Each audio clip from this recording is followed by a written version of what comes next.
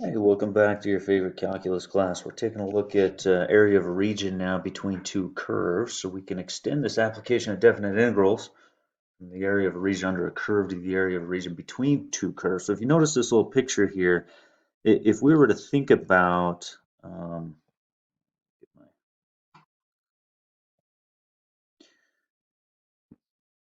this area under F between A and B, if we were to draw that,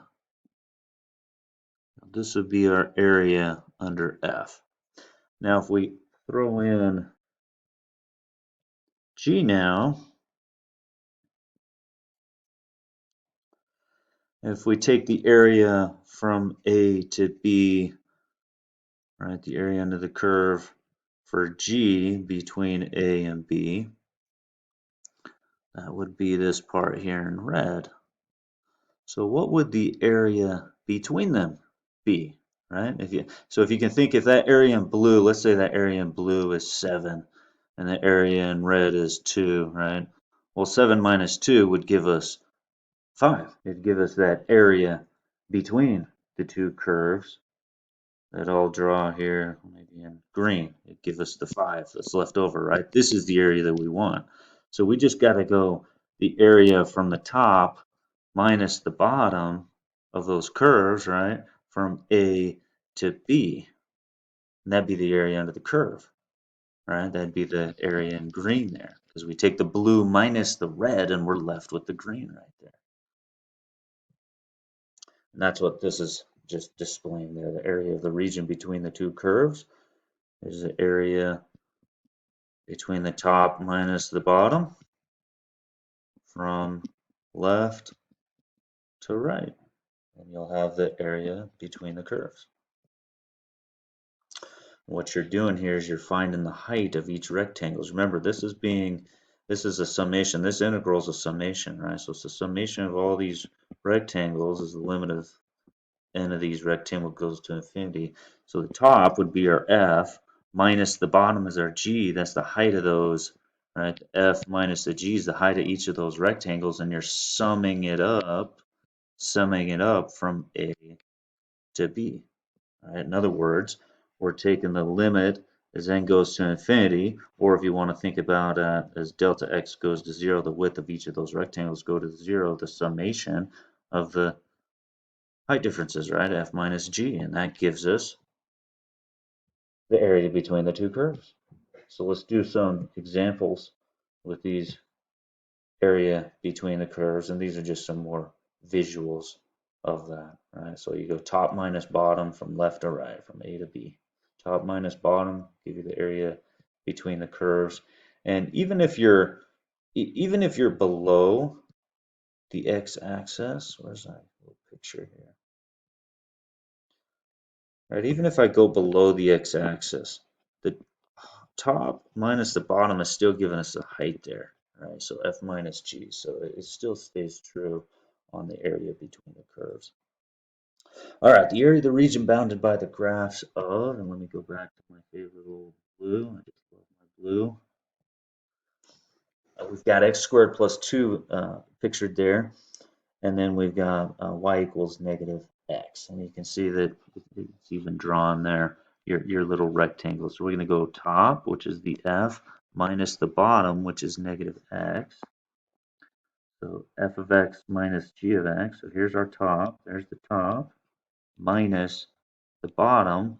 Again, that's giving us the height of the rectangle because we're summing up all those rectangles. So we're going from an x value of 0 to an x value of 1. So from x being 0 to x being 1 dx. We just got to solve that. So we got x squared plus x plus 2 dx from 0 to 1.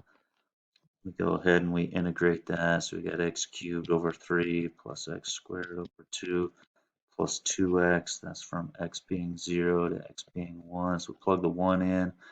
We got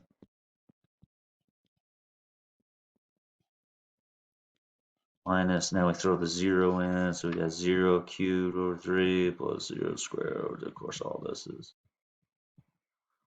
0. So we got a third plus a half. Oops, that's 1 half plus 2. So in other words, we got 2, 6 plus 3, 6 plus 12, 6.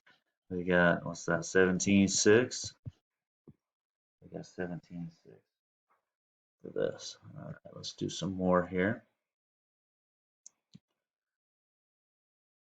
Find the area of the region bounded by the graphs of 2 minus x squared and g of x equaling x. Now notice this time they didn't say between like x being 0 and x being 1.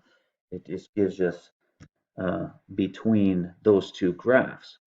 So if it's the area between them and it's bounded by, we need to know where do they hit? Here and, oops, and here. Here, what are these two spots? Where's their intersection? So that's the first thing we got to do is where's their intersection? Where does 2 minus x squared, where's this quadratic equal x? In other words, if I get one side equals 0, where does x squared plus x minus 2 equals 0? At -2 and at 1. So this is the point, this is an x value, -2, whatever. This is a point 1, comma, whatever. So that's the x values where those things hit. So we're going to, in it, when we integrate this, we got to go from an x value of -2 to an x value of 1, and then the top, right, that function, which is 2 minus x squared, 2 minus x squared at the top, minus the bottom, which is y equals x minus the bottom dx. So that's going to be our setup on this. We're going from -2 to 1. Let me write this standard form, -x squared minus x plus 2 dx. And then we're going to integrate that, -x cubed over 3 minus x squared over 2 plus 2x from -2 to 1. I'm going to plug in the 1, so -1.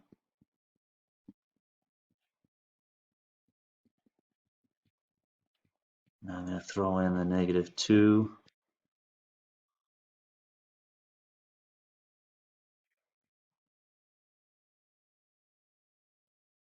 2 times -2. And this ends up being 9/2. Call that arithmetic out. All right. All right, how about this example? Find the area of the region in the first quadrant that is bounded above by square root of x.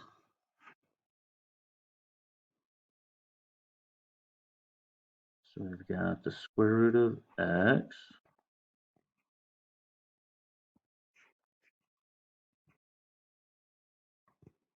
There's our square root of x. We got the line y equals x minus 2.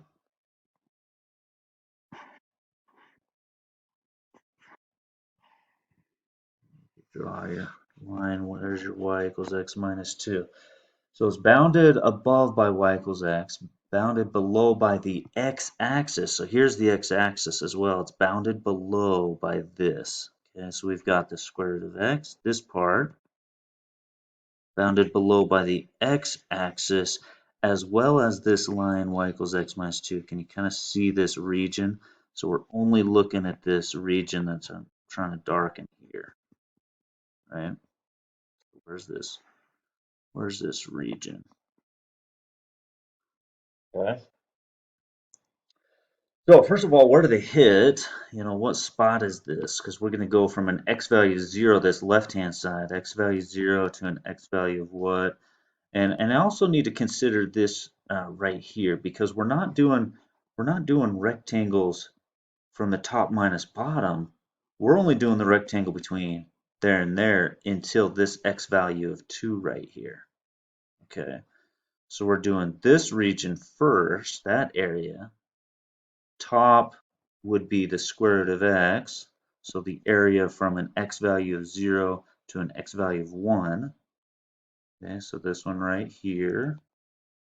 And it's bounded above by the square root of 0, square root of x, I'm sorry, minus, again, remember that the bottom's not down here. The bottom is this x-axis right here.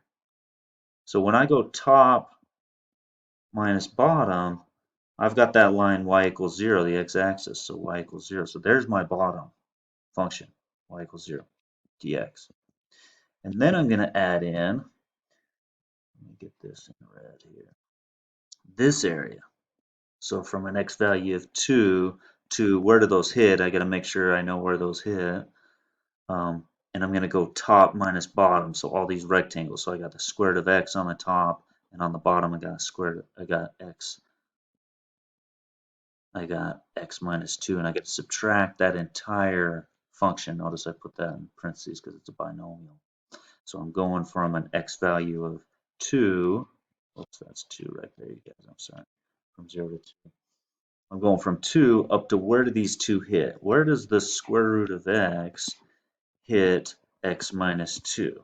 Right? Where do these two hit? Well, if I square both sides so I can solve this thing, I got x squared minus 4x plus 4, subtract the x from both sides, x squared minus 5x plus 4, so I got x minus 4, x minus 1, so I got at 1 and 4, so at 4, x equals 4, and that's this one here, 4 comma, where do they, and then at x equals 1. Well, these don't hit at x equals 1. This is an extraneous solution because I squared both sides originally.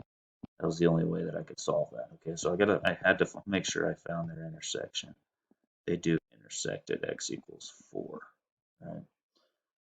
So I'm going to go from 2, an x value of 2, to this x value of 4, right? Because I'm summing up all these rectangles when I do this integration. So an x value of 2 to an x value of 4. Okay. So now we're going to run through that integration. So I got x to the 1/2 that and then minus 0, of course. So x to the 3/2, all over 3/2, in other words, 2/3, from 0 to 2. And then over here, I'm going to write this as negative x plus root x plus 2. And then I'm going to take that integral there. So I got negative x squared over 2 plus, that's x to the 1/2, so x to the 3/2, all over 3/2, so it's 2/3, and then plus the 2x, and this is from 2 to 4 on that. Okay, so then we plug in 2/3, plug the 2 in. Now we plug in the 0 over here. We plug in the 4.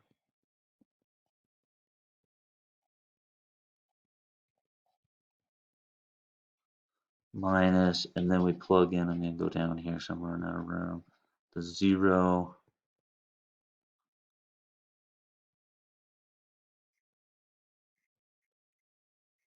And this area all ends up being, let's see if I got it here, 10/3. If you do the arithmetic. But yeah, just do that and you'll end up with the 10/3. Okay, here's another picture of that. Again, notice we did not take this rectangle. That's what we had to cut it off. We had to go from square root of x, square root of x minus this bottom. This is the line y equals 0, right? From 0 to 2. And then we have to add in this part over here, top minus the bottom, 2 to 4, where they met from an x value of 2 to an x value of 4 right there. Okay. All right, we can also, so that's integration with respect to x. We can also integrate and take slices, if you will, horizontally. So we can integrate with respect to y as well. It's another tool, excuse me, you want to have in your tool bag. And so what you'll do is you're going to go from right, you're going to take the right function that's in terms of y minus the left function. So right minus left, that'll give you the height of this thing, and then times that. And then sum up all those, sum up all these rectangles. We're going to do that with the integral from, so right minus left. So this is the right minus the left, and then from y equals this whatever this y is to whatever this y is up here. So from y equals c to y equals d. That's how we're going to do it. All right. So right minus left gives you the height of those rectangles.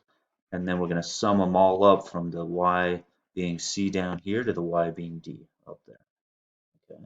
That's how we're going to approach it. So here's an example. Let's go back to our y equals the square root of x.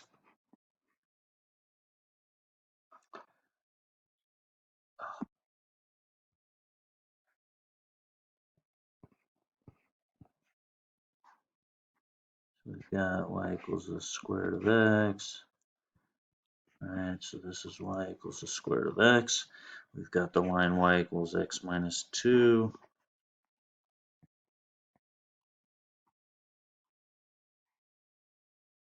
And we're looking for this bounded area. It's also bounded by the x-axis. Right? So we're looking for this area. This time we're going to integrate it with respect to y.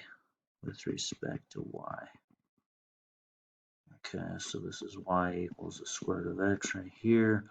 This is y equals x minus 2. Of course, this is y equals 0 on the bottom, that x-axis right there. So we're going to integrate with respect to x.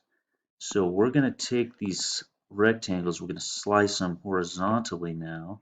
So we're going to take the right-hand function, which is y equals x minus 2, but it's got to be in terms of y. We've got to solve that for x.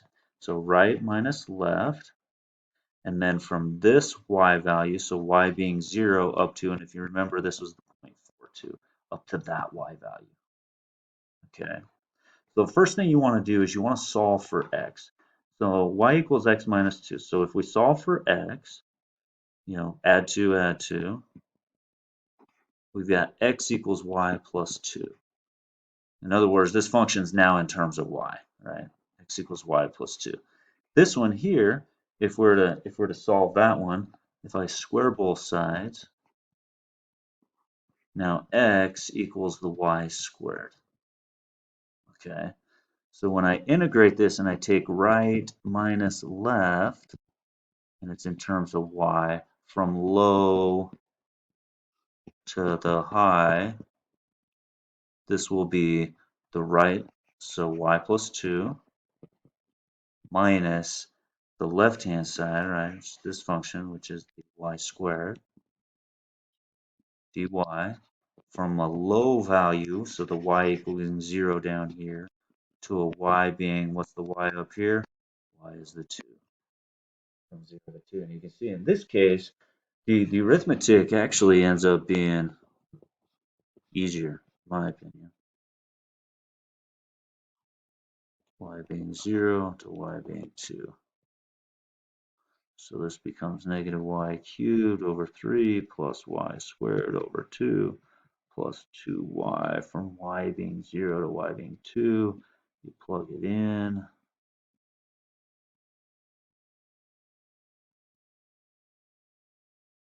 Minus, now we plug in the minus, let me bring that down here. Plug in the 0.